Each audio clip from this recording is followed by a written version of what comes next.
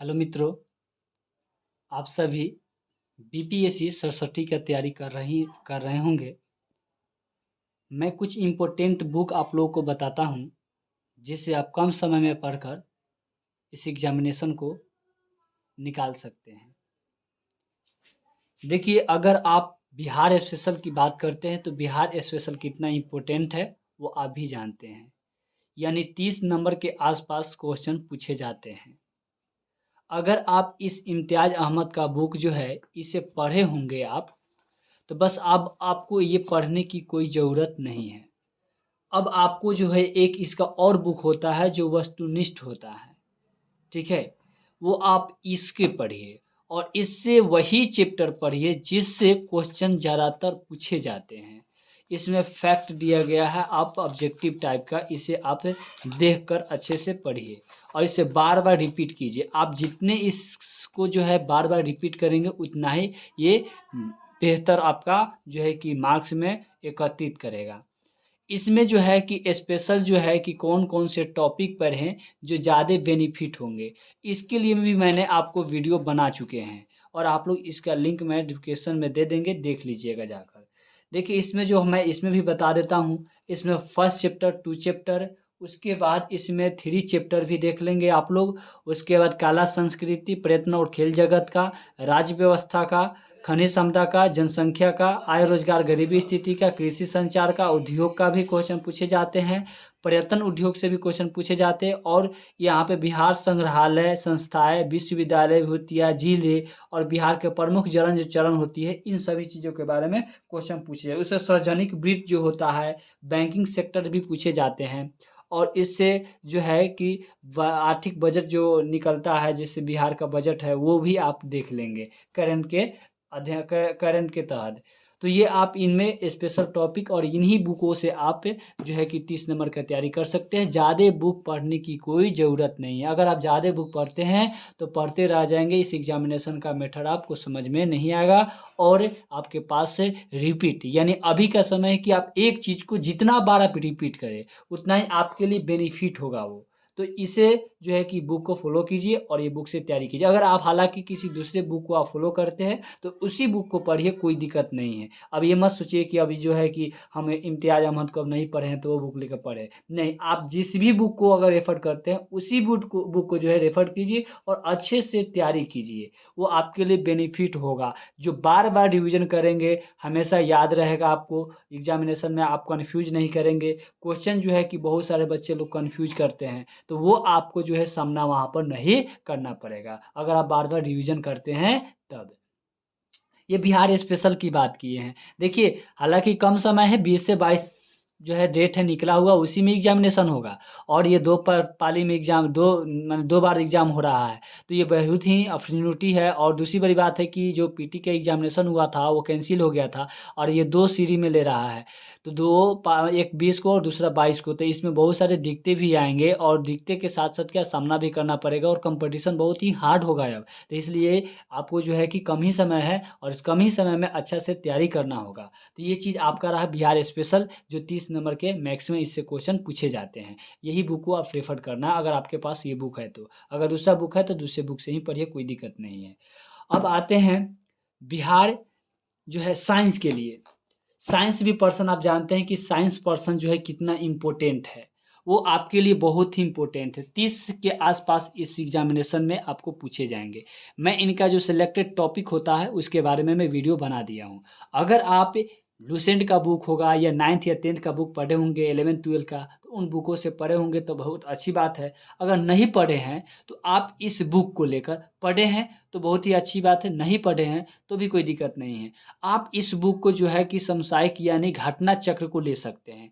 इसमें बहुत सारे क्वेश्चन दिए गए हैं जो बीपीएससी, यूपीएससी, जो है कि यूपीपीसीएससी यानी अदर एग्ज़ामिनेशन जितने भी होते हैं उसमें सभी को दिया गया है और साथ में इसमें क्या, इस बुक का खूबी क्या है वो भी आप जानिए। देखिए, इस बुक का खूबी क्या है वो आपको मैं बताता हूँ। जैसे यहाँ पे भौतिक इकाई 1 चैप्टर है तो इकाई मात्रक जो है, तो यहाँ पे इस चैप्टर का कंसेप्ट दे दिया गया है और इस कंसेप्ट से कितने क्वेश्चन पूछे गए हैं कौन कौन सी एग्जामिनेशन में, उसके भी बारे में यहाँ पर दे दिया गया है और लाइनिंग से भी और डेट बाय डेट ये कब एग्जामिनेशन हुआ था, कब क्वेश्चन पूछा गया था, ये दे दिया गया है। तो एक बहुत ही अच्छा है और कंसेप्ट को समझ सकते हैं। साथ में आपका जो क्वेश्चन बैंक है यानी जो प्रीवियस का क्वेश्चन है उससे भी यहाँ पे आपका कंप्लीट हो जा रहा है। और बीपीएससी में आप जानते हैं कि क्वेश्चन को जो है कि फैक्ट कभी कभी जो है कि क्वेश्चन बैंक से पिछले वाले क्वेश्चन से टकराते हैं, तो वहाँ पर आपका बेनिफिट ये भी हो जाता है।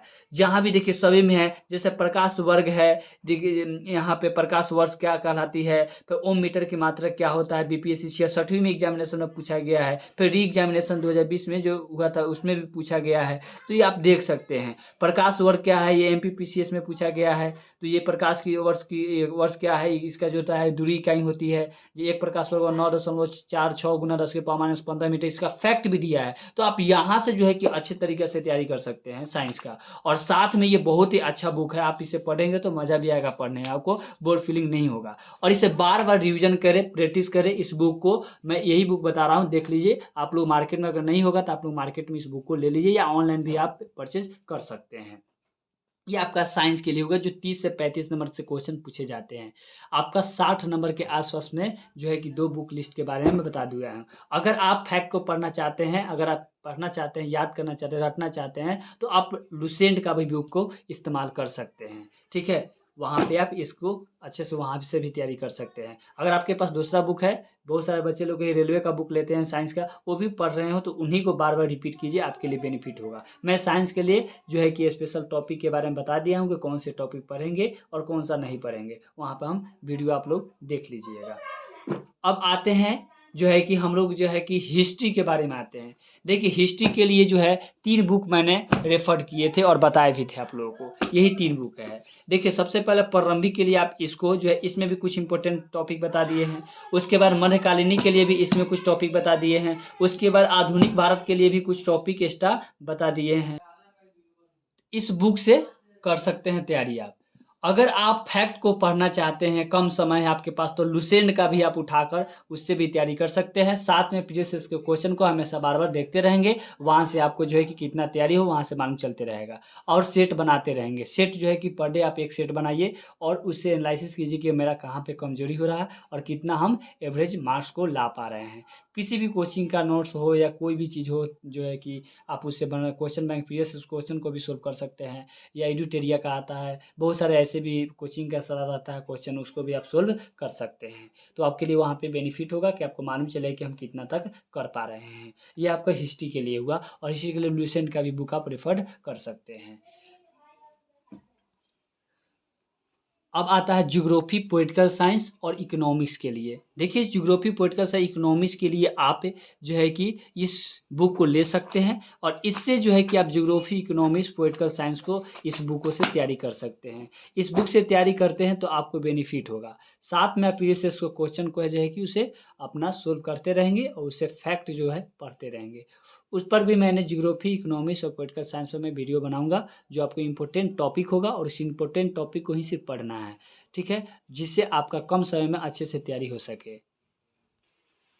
यह जो इस मैंने इन तीनों चैप्टर से इन तीनों बुकों से आसपास में मतलब क्वेश्चन पूछे जाते हैं। 25-30 नंबर 20 नंबर के आसपास में क्वेश्चन हर साल पूछे जाते हैं और पूछे गए हैं।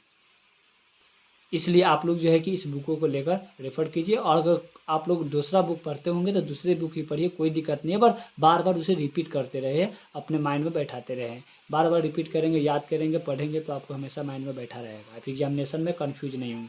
हालांकि क्वेश्चन सभी मालूम रहता है आंसर, लेकिन कन्फ्यूज होता है वहाँ पर, तो इससे आपका दूरी बना रहेगा। अब आते हैं मैथ की बात करते हैं।